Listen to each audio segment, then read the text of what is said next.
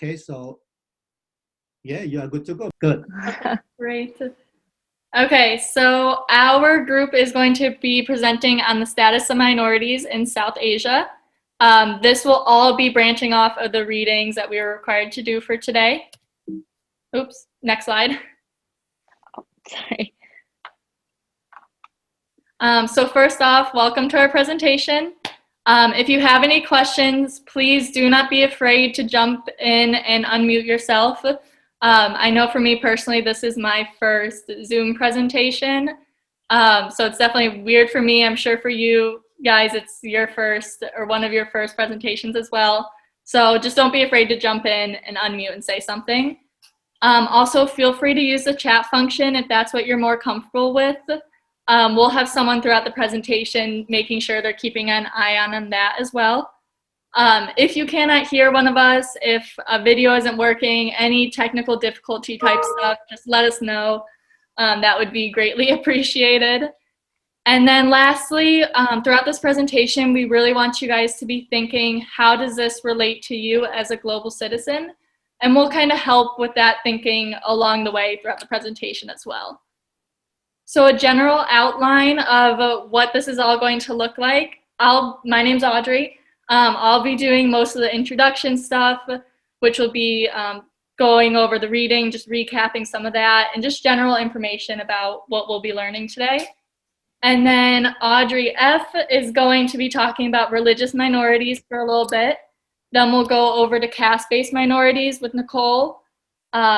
Next, Ryan will be covering information about refugees as minorities. And then lastly, Maddie will be talking about women as minorities. So next slide. So next, I'll kind of just do a recap of our reading. So to recap what we read today, the main point was pretty much that minority rights is a very hard subject to nail down a definition for. Even to this date, experts in the field are unable to correctly define the term minority, and this is especially true in the South Asian region. In this reading, we learned about multiple treaties that have been written up in an attempt to protect minorities. For example, when drafting the Universal Declaration of Human Rights, which I'll probably be referring to as UDHR. So UDHR, Universal Declaration of Human Rights. When they were drafting that, many people wanted a section that specifically protected minorities. Although once one was written up, it was kind of quickly shut down and defeated. In the reading, we are then offered several more attempts at defining minorities' rights. Those are mostly on page 3 and 4 of the readings, if you would like to refer back to that. And then I also included on the left side of this slide, that is another treaty. That is the one that was specifically shot down. Let me see. In 1948, the General Assembly stated that we could no longer be indifferent to the fate of minorities, but they also addressed that it was very difficult to adopt one single solution because of the complexity of the matters and the differences in each state and country. The International Covenant on Civil and Political Rights is the only post-war human rights agreement that even mentions the rights of minorities, and that is on the right side of the PowerPoint if you'd like to quickly read that as well. And then lastly in the reading, we read specifically about the South Asian region and how they've had issues with drafting up protection for minorities as well. This is mainly because there are so many differences between each country within the region. This includes cultural differences, linguistic differences, and then just overall separate backgrounds from one another, which pretty much all of us will be expanding on that as well. By not having a statement about minority rights, it has led to a lot of mistreatment and discrimination to many groups within the region, and that is pretty much what we're going to be describing through the next 30 minutes. So next slide. Okay, so next I wanted to get us all thinking about minorities in our society, since I assume that's what most of us are familiar with. On the PowerPoint, I included a very broad definition of minorities, which I pulled from the Encyclopedia of Critical Psychology. And something really important about this definition, it's important to note that minorities are not based on numbers. So just because one group outnumbers another group doesn't mean it's not a minority. At the end of this definition, it lists 3 common minorities, which are African Americans, women, and immigrants. And the reason I wanted to kind of quickly highlight these minorities is because it shows that we all are, or at least know someone that is of a minority group. And one of the main objectives of this course is to get us all thinking about our role as a global citizen in this world. So when we are talking about mistreated people in the South Asian region, I think it'll be important for you guys to firstly try to put yourself into their shoes and then think about how you play a role in this as well. So next slide. So now that we know more about minorities and just like a broad definition, I wanted to introduce to everyone the 4 main minority groups in the South Asian region. These are religious minorities, caste-based minorities, women, and refugees. Now, throughout the rest of the presentation, Maddie, Audrey, Ryan, and Nicole are going to go way more in depth on these 4 groups, but I'll just be giving you guys a brief overview. So first we have religious minorities. The major religions in South Asia are Hinduism, Islam, Sikhism, Buddhism, and Christianity. And then there's also religions like Jainism and Kiritanism. Those are also in the region as well. Now, when we talk about religious minorities, it's also important to remember that there are both majorities and minorities. So the majority in one country can be a minority in another. An example of this would be maybe like Hinduism, may be largely practiced in one country, but less practiced in another country, which would make it a minority. Denial of religious minority rights in Asia often includes limited access to education and employment opportunities. That then leads to a higher rate of poverty, and I'm sure most of us know poverty can snowball and spiral into many other issues as well. And then it can also take the physical form of intimidation and violence. Next, we have caste-based minorities. Caste discrimination affects over 200 million people, even people that are outside of the South Asian region. The majority of victims are Dalits, or the Untouchables, which we read about in week 1 and 2 of this course. And technically, Dalits aren't even considered the lowest because they're not even a caste at all, according to the system. But Untouchables were considered to be so impure that any contact with them by a caste member would contaminate that member. They historically had to do work that no one else wanted to do, scavenging animal carcasses, killing rats, other pests, pretty much the jobs that no one wants that the Untouchables would receive. So you can kind of see how they are still mistreated in many ways, which makes them a minority group. Victims of caste discrimination are often denied access to water, denied access to education, schools, health services, denied land, and employment as well. And then lastly, they are often denied equality in relation to the law, which results in a lack of protection against violence and other crimes, and it makes it easy for perpetrators to commit crimes against them. Next, we'll be learning about refugees. And similarly to how immigrants are a minority in our society, refugees are minorities in South Asian society. So immigrants, and I believe it'll be Ryan that will expand way more on this, but immigrants are moving from one country to another mostly by choice, whereas refugees are being forced to flee their home country to avoid persecution, violence, and danger. Many people have chosen to flee to South Asia to avoid conflict in their home country, but that does not mean they are completely safe. Refugees within South Asia are often victims of conflict, and they face many dangers by being stateless, which we will hear more about. And then lastly, we will learn about women as a minority.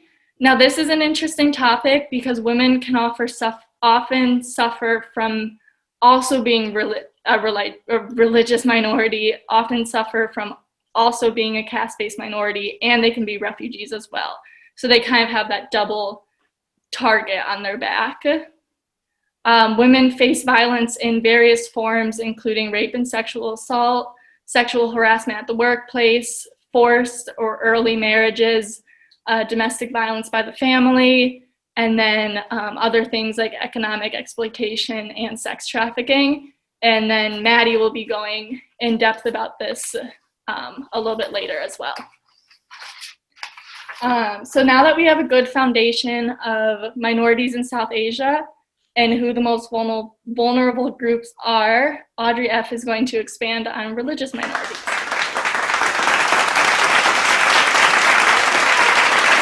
So religious minorities, like other Audrey said, in South Asia include Islam, Sikhism, Buddhism, and Christianity. They are protected by freedom to choose your religion is protected by international law declared by the United Nations. And there are a lot of attempts by governments in South Asia to legally prohibit conversion from the major religious groups. So there's different methods of how they're doing that, and that's the main issue for religious minorities in the South Asia region, is making sure that though the majority religion stays in power. Next slide. So the UN Declaration of Human Rights states 3 different ways in which the government or the individual has power over what religion they're considering. And that is the right of the individual and his or her respective religious institution to manifest his or her religion, the right of an individual to not be subject to coerced conversion, and the right and duty of the state to protect public order. So that last one, the right of the state to protect public order, becomes problematic when the state tries to claim that the majority religion is protecting public order. And so they mitigate minority religions and how those are threatening public order. But again, it's the right of the individual, according to international law, to decide like what that religion they choose. Next slide. So the different methods that the South Asian governments are using are anti-conversion laws, blasphemy laws, and international NGO registration limitations. So that first one can be defined as a state-level statute that has been enacted to regulate religious conversions. Some of the laws provide for stiffer penalties of women, children, or members of scheduled castes or scheduled tribes that are being converted. So just trying to claim that like these conversions are harmful to the community, even though these conversions are often like on your own free will. Blasphemy laws, defined as prohibiting blasphemy, which is an act of insulting or showing lack of reverence to a deity, a sacred thing, or something considered sacred or inviolable. So these laws are seen a lot in Pakistan, where Shia Muslims are prosecuted for preaching or propagating their faith in any manner whatsoever that is outraging the religious feelings of other religions. And so they're attacked, the minority religions are attacked for being blasphemous, even though they're just expressing their religion. And the international NGO registration limitations are non-governmental agencies that often try and create or cultivate this different sense of community through different religions, or they're aiding minorities in a way that just builds like a more diverse community in a nation or a state. But they're often regulated for registering by federal governments in order to upholds the majority religion's power. Next slide. So these are just some statistics on Bangladesh, India, Nepal, Pakistan, and Sri Lanka on the majority religious groups, how those minority religious groups are impacted, and the existence of those 3 different types of laws. As you can see on the right side of the table, like some countries in South Asia have all, some have one, it just depends. And now I have different different examples from those countries of how they're impacted. So in India, there has been a rise in vigilante violence since the election in 2014, particularly targeting Muslims and Christians. Divisive rhetoric on the part of authorities coupled with discriminatory legislation, including anti-cow slaughter and anti-conversion laws, have emboldened vigilante groups. This has fostered hostility towards religious minorities who have been targeted by these laws themselves, but who also face vigilante mob violence. In Bangladesh, political instability and the entrenchment of an increasingly narrow understanding of national identity has similarly undermined the freedom of religion. Religious minorities, including atheists, and in particular Hindus, are frequently victim to reprisals and attacks, particularly during election cycles, with the highest levels of such violence recorded during the national elections in 2014, like in India. In Pakistan, religious and sectarian minorities such as Christians, Hindus, Ahmadis, and Shiites have suffered attacks by militant groups, which are perpetuated by the federal government, as well as individual attacks and vigilante violence. This violence is often linked to discriminatory provisions in legislation, such as blasphemy laws, like I discussed earlier, which provide a cloak of legality to such actions. In Sri Lanka, violations of religious minority rights and discrimination have inhibited the country's transition to peace. Christians and Muslims face freedom of religion violations, including hate speech, discriminatory practices, and destruction of property, threats and intimidation, and physical violence perpetuated by both state actors and Buddhist nationalist groups. In Afghanistan, the constitution does not uphold individuals' right for freedom of religion, and minorities, including Shiites, are often victims of violence, primarily by non-state actors, and remaining small numbers of Christian, Sikhs, and Baha'i populations often live in secret. And in Nepal, the new constitution written in 2015, has discriminatory impacts on the country's religious minorities, in particular Muslims and Christians, who have reported fears of rising hostility. For example, Article 26, Section 3 criminalizes all forms of proselytization, and recent criminal code amendments banning religious conversion have contributed to a reported increase in police harassment of Christians accused of conversion activities. And this is all cited from the minority right group International, which works with one of the few non-governmental organizations in South Asia, the South Asia Collective, which is trying to bring an aim towards strengthening and increased capacity of networks, research, and organization across South Asia. And now I can hand it over to Ryan to talk about. Sorry, it's my turn. Sorry, Nicole. Sorry. No, you're fine. Thank you, Audrey. So my name is Nicole, and I will be talking about caste-based minorities. And I know we did a reading a few weeks ago, so I expect everyone's a little bit familiar, but I'll be running through what that system looks like, and then I'll talk about the discrimination and what human rights are being valid. So what is the caste system? The Indian society developed into a complex system based on class and caste. So the caste system is based on the idea that there are separate kinds of humans, and it was believed that the karma in your past life determined the caste placement in your next life. So whether you fulfilled your duties, how you treated others, religious duties would determine whether you could move up in a certain caste. So higher caste members were considered themselves purer than lower caste individuals.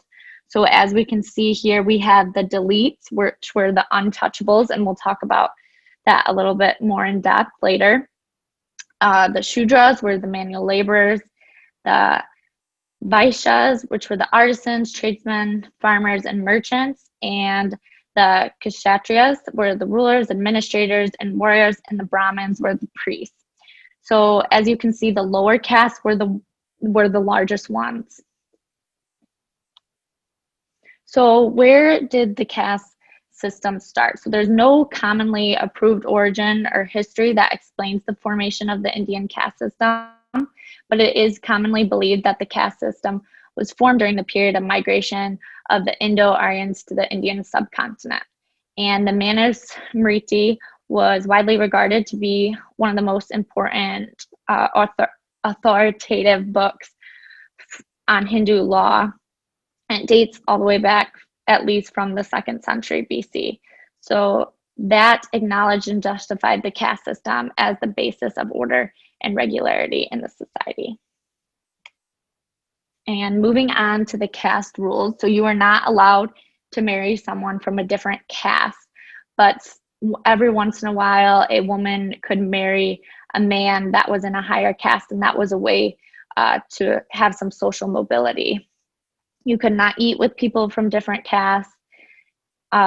Also, your child is inherited into their caste. So before a child is even born, based on what their parents did, you already knew what their occupation would be. Rules were especially strict for members of higher castes who were considered especially pure. And if these rules were broken, you could be banned from your home and caste, making you an untouchable. And because of these rules, people really only spent time with the members of their own caste, resulting in a very small amount of social mobility. So here are the untouchables, and they were the very lowest class. They were actually not even considered to have a caste, and they were known to be the dirtiest people in the system and were not fit to be touched. That's why they were named the untouchables. And they did the worst jobs, the most hazardous jobs, like cleaning out sewage or collecting garbage, and many times people would die doing these jobs. They were thought to be so impure that even touching their shadow could pollute others.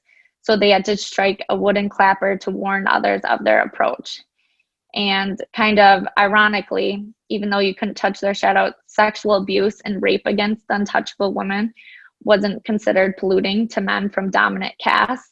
So they could rape women even though they couldn't technically touch them, their shadow. And then I'm going to show a short video clip just going through all the harsh conditions that these caste members experience.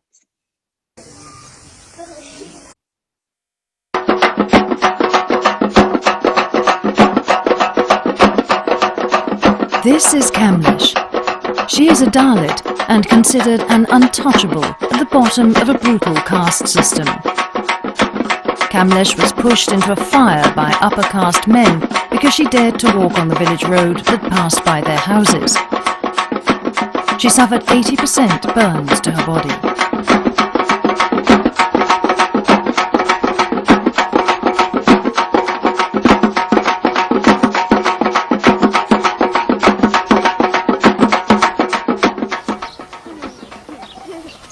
આ છોકરા કેમ બારું બંદર કેમ નહીં આવતા નો આવે તમે અંદર કેમ નથી આવતા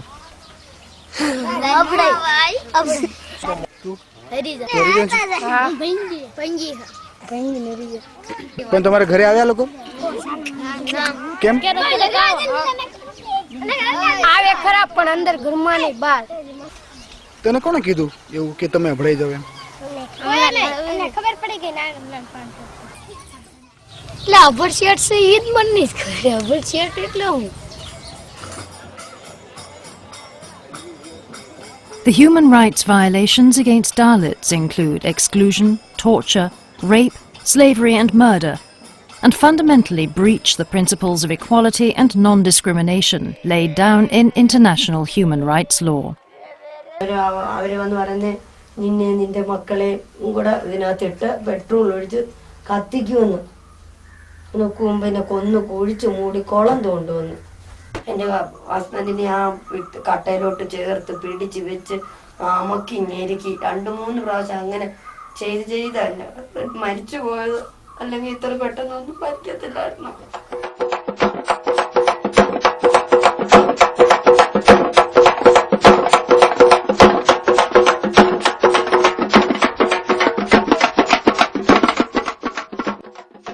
Across the globe, there are 260 million people living in segregation in caste systems.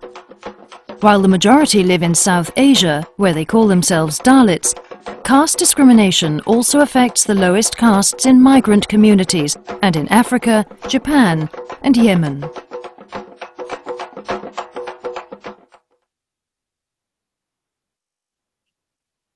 All right, so after watching that video, you can see the Dalits or the Untouchables faced really harsh conditions, and they weren't even treated like they were human. So moving on, you could have heard in the video that caste discrimination affects 260 million people worldwide, and these are a list of all the human rights that are violated due to caste discrimination. So right to own land, right to freedom of religion, right to marriage on free will, right to education, all those things, they get discriminated against. And moving toward change, so in the 1920s, protests led to the colonial administration introducing a system of quotas under which a certain percentage of government jobs were reserved for lower caste Hindus. And then in 1947, India became independent and introduced laws to make discrimination against lower caste illegal and to improve their socioeconomic positions. Quotas were introduced for college admissions and jobs. Yet these inequalities under the system still exist in modern India and other places around the world. So now I am going to pass it over to Ryan to discuss refugees. Thank you, Nicole. So when we cover the refugees, I'm going to start off by giving everyone a little overview of everything that you need to know about refugees. And then from there, I'm going to give you the key ideas around the concern about being a refugee. And then after that, I'm going to touch on the Rohingya refugee crisis, which is going on currently. And then we're also going to talk about the funding for that. And then I'm going to finish off by covering how COVID is affecting refugees and also a little personal story in there as well. So to start, a refugee is any person who is rendered homeless or stateless owing to well-established fear of being persecuted or displayed on the grounds of reasons of gender, age, caste, creed, ethnicity, race, religion, social origin, language, nationality, political opinion, regionalism, natural calamities, indigenous existence, membership of a minority of a social group, socioeconomic ostracism, economic status or involvement conditions, militancy, insurgency, terrorism, organized and generalized violence, cultural intolerance, communalism, internal and external armed conflicts or external aggression, massive or serious violations of human rights, foreign domination of international intervention, or other events profoundly disrupting public order in either that the individual has to leave their country of origin, nationality, or homeland. A person shall be a refugee if abused or deprived of life and personal liberty and rendered homeless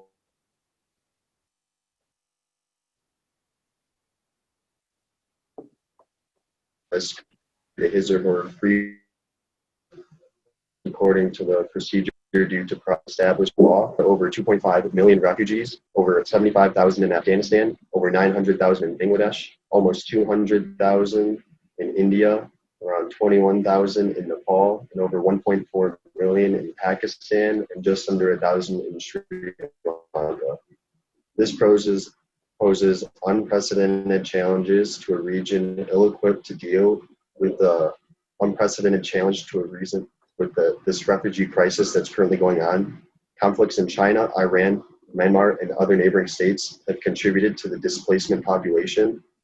Also, though, a large number of refugees fleeing ethnic and racial conflicts in Afghanistan, the nation with the second largest population of refugees after Syria, pass through the region as they move towards Europe, with many choosing to settle in South Asia.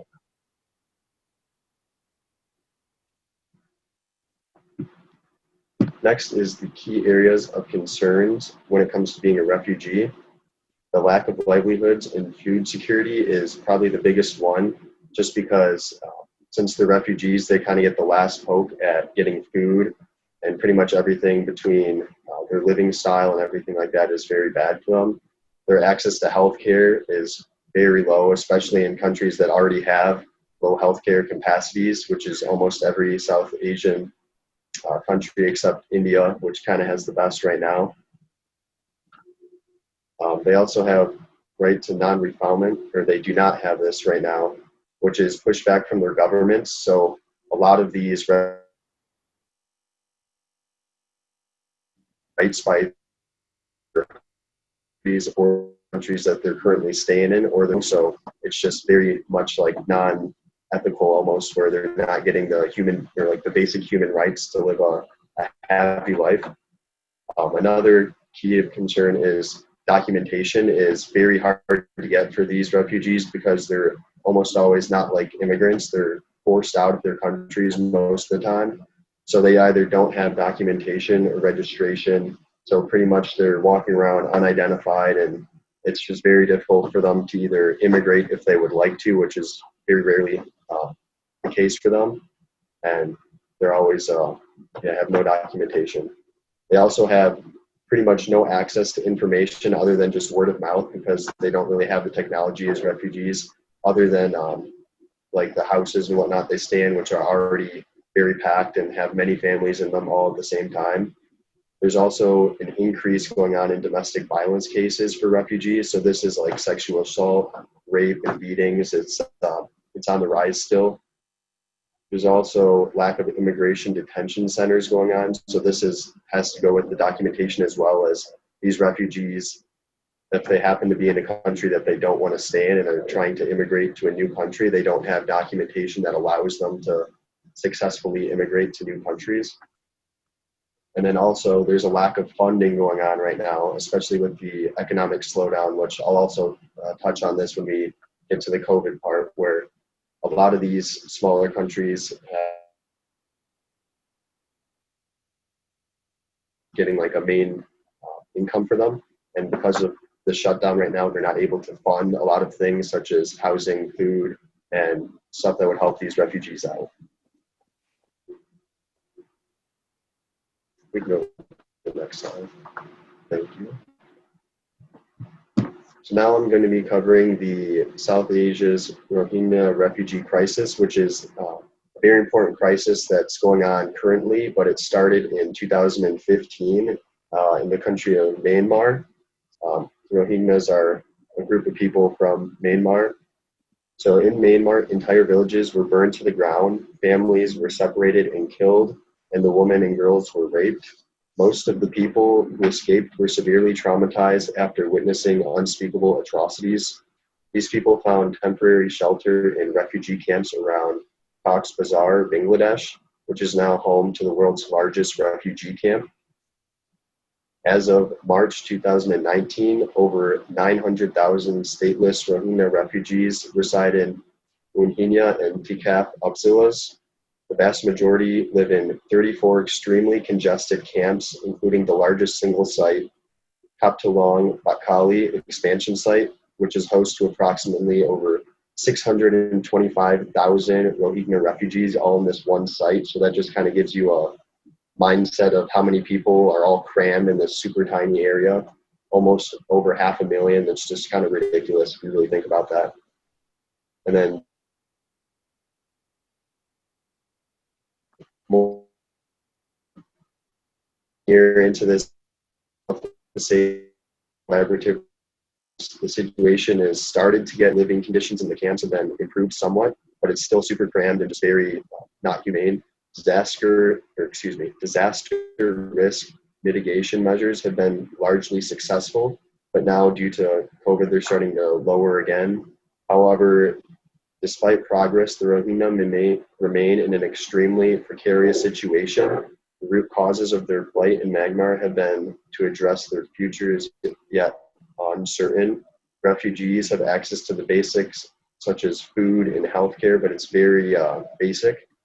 They are still extremely vulnerable, living in highly challenging circumstances, exposed to the monsoon elements and dependent on aid. In addition to ratifying these regional global instruments, South Asian countries should also reform their domestic refugee protection laws. there is a growing global trend of negative far-right perceptions about refugees, and the South Asia is part of the phenomenon. Many South Asian governments have adopted religiously discriminatory refugee policies. Refugees from religious minorities are branded as a threat to internal security, political stability in major communities. This is due because most of these countries are kind of built like a hierarchy, sort of. So they have their governing officials, and then they also have their military, and they're kind of side by side. It's not like the government runs the military. So because of these discriminatory policies they have against refugees, they're not allowing these refugees to come back to either their home state or to immigrate to a new country that's not willing to have them be accepted in, just because of also isn't right. So that's why they really need to reform these policies and to make it more ethical and understanding. So to address these ongoing needs, a new joint process plan was launched in February 2019, requesting $920.5 million to provide life-saving assistance to 1.2 million people. And out of these people that this was requested for, most of them are going to be this Rohingya refugees who fled from Myanmar to Bangladesh and other local host communities. We can go to the next slide as well. So this slide right here kind of shows the statistics of this funding. So it shows the total requirements to meet this was around $950 million. And the total that they've had as of now in, I want to say this was February 2020, right before coronavirus hit, the total income funding was around $684 million. So they've covered about 72% of their goal for funding to really help out these refugees and get them in better situations. And then if you also look at the bottom statistic here, the little bar graph, this kind of shows they were getting funding leading up to this joint process plan beforehand. I think that starts in 2016 and goes through 2019. And it kind of shows how much kind of increasing now, and they're getting like word of mouth out. Most of the funding is coming from the United Nations and out of the states and countries in the United Nations. The United States has actually given the most money. They have given around 350 of the $688 million that they've received. So the U.S. is actually helping out a lot. So I think that's pretty cool. Fun fact in there. And we can go on to COVID.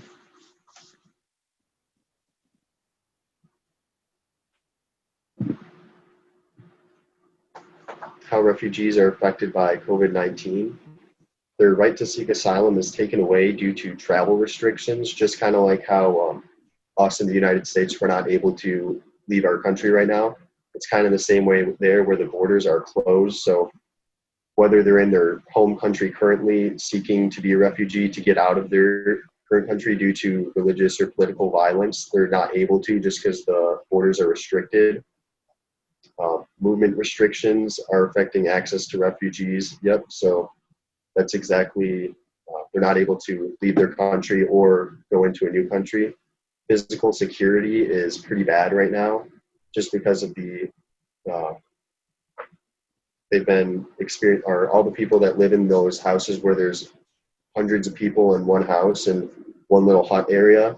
They're increasing in other diseases, not just coronavirus, just because coronavirus hasn't hit as hard there as it has in the US, just because I don't know if they really have the correct amount of test kits, whereas a lot of people in the US are getting tested. There's been very few tests completed in these countries, so the number of positive cases are low.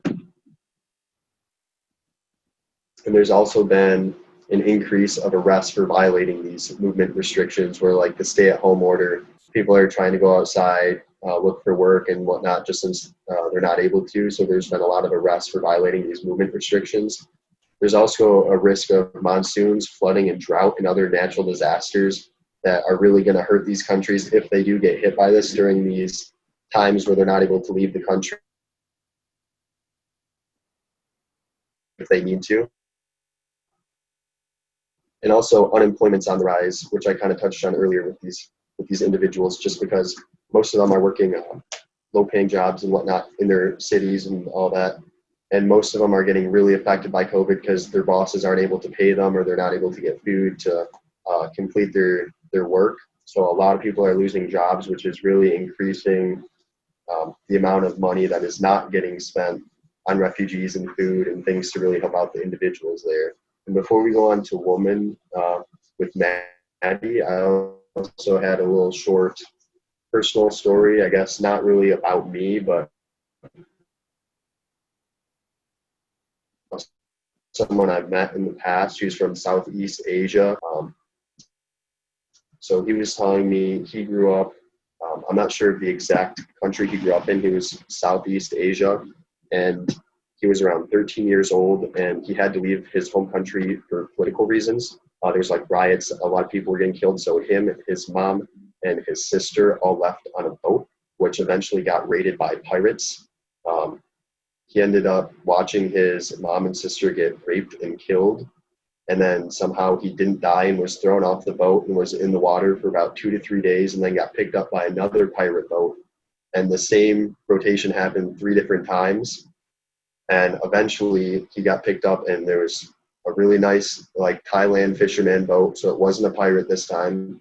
Dude kept him in the back of his boat for like 13 days because it's illegal to bring in another person to your home country in Thailand. And after, I want to say like 15 days of like only eating scraps and whatnot, he got onto the shore, got onto the boat docks, somehow got a ride into the countryside, ended up finding a family that kind of adopted him just because he would follow their 2 daughters to school, even though he didn't know the language, try to learn the language through watching like through the window of the school and whatnot. And then after about 2 years of doing that, he used to get bullied at the school. Once they like finally let him in and he started learning, he got bullied by all like the indigenous people of the country to the point where they like realized he wasn't from there. So then the government military came in and pretty much told him, we're either going to kill you or you're going to come and fight for our military. So he ended up getting forced into the military, did that for about 10, 15 years and was forced to fight in the military, not just like against the other countries and whatnot, but physically like fight other people like for money and whatnot. So he said he probably fought around 80 people his entire life, and it was pretty much like a fight to the death. Never lost a single one, somehow was able to get out of there and immigrated to the United States after 20 years of doing this. So it's just like a pretty crazy story to tell. Or his name's B, by the way. I don't know if I mentioned that. He's like around 70 now, lives up in Traverse City. One of the craziest guys I've ever met. He has a crazy life story, but it just kind of goes to show how even like in the 60s and 70s, these refugees were just treated so bad and like they really have no rights. Like they have nothing going for them, and it's kind of like still going on slightly. Things are getting a little bit better with like the UN helping out now and that there's other countries helping, but these refugees really have nothing going for them, and it's just very sad to see, you know, what can happen to people that should have the same rights as everyone else. And from there, that concludes the refugee section, and we'll be going on to Maddie with the women's section. Hi, I'm Maddie. I'm going to be talking about women as minorities in Southeast Asia. And I know we haven't talked a lot about women in class so far, so hopefully this is all new information. And just straight off the bat, when I was researching, most women, to tie this back to the reading, have the same legal rights as men according to written legislation, written documents in Southeast Asia. However, those rights usually aren't present in day-to-day life for women in South Asian countries.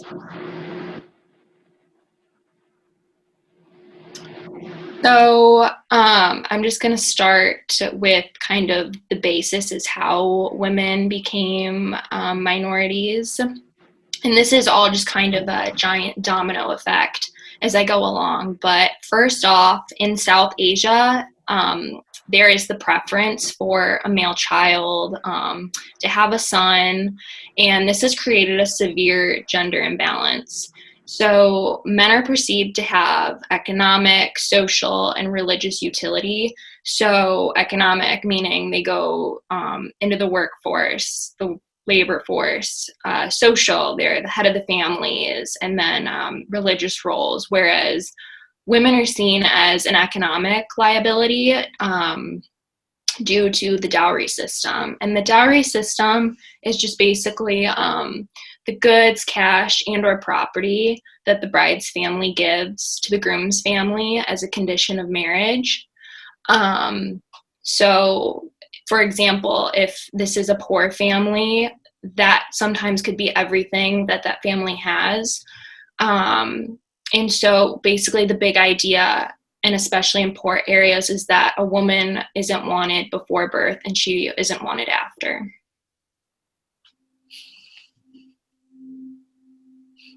So since there is such a shortage of women in some places in South Asia, there aren't enough women for men to marry, and this has kind of created a system.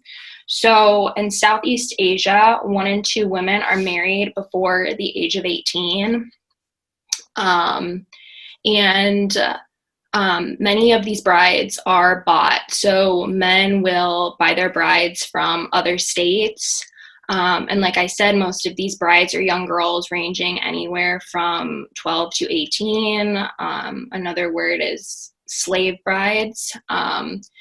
So this is due either to a shortage, or families, just because they need the money, will sell their daughters. So, for example, in India, in the state of Haryana, this has the worst gender imbalance in the world. And so for brides to be bought from other states here is very common.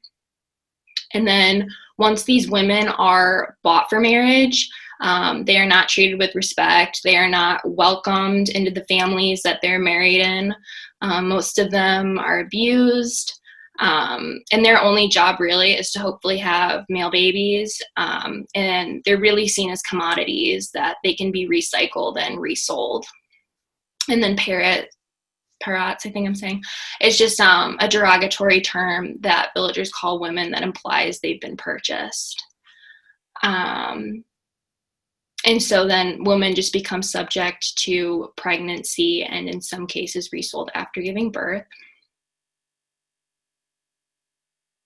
Next slide. And then here I just have a video clip of that.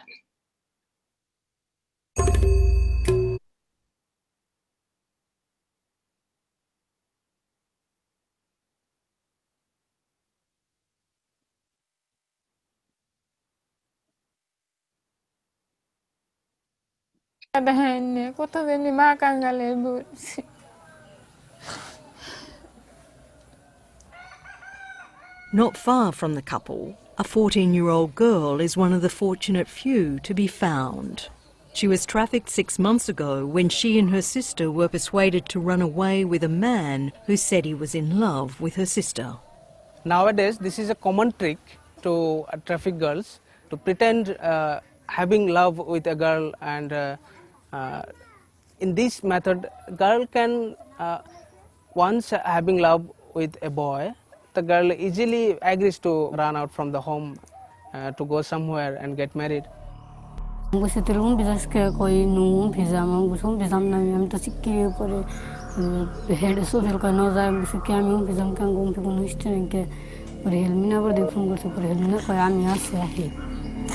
She was right to be scared.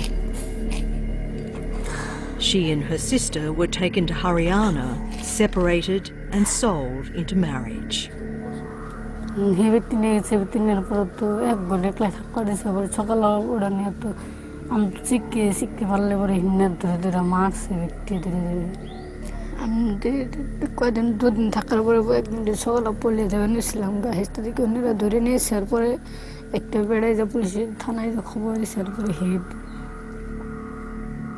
She's now back in her village living with her grandmother, while her parents work thousands of kilometres away in New Delhi.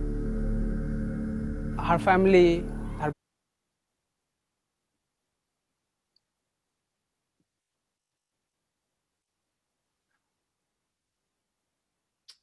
So that was just a very small clip, but a very real and raw sort of interview that women have to face, especially young girls. So moving on, since there is such a shortage of women,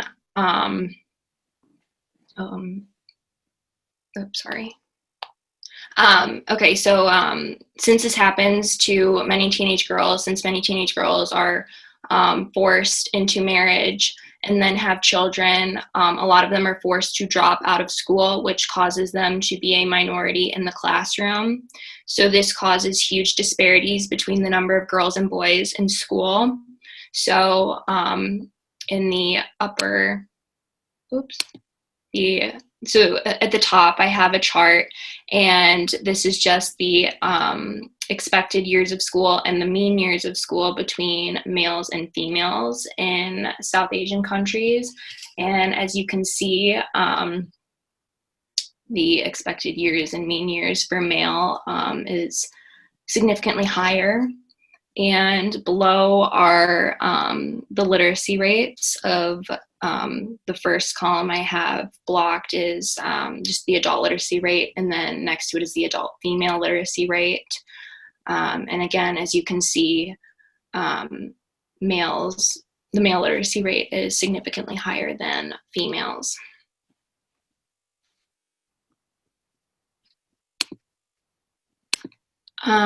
Okay. So then this lack of education then forces women to not be able to work jobs. Therefore, there are very low labor force participation rates. So here, a few countries I have listed: Pakistan, India, Bangladesh, and Sri Lanka. It's literally about 20% of women are in the labor workforce. And then if they are in the labor force, they have low paid, low status jobs, or women that participate in economic activity. Sometimes they're not paid because their work is considered to be family work. So either working for family store, family company, I don't know, whatever you want to call it, that work would be unpaid. So I have the other chart on the left explaining paid and unpaid work between men and women. And as you can see, women are significantly more unpaid.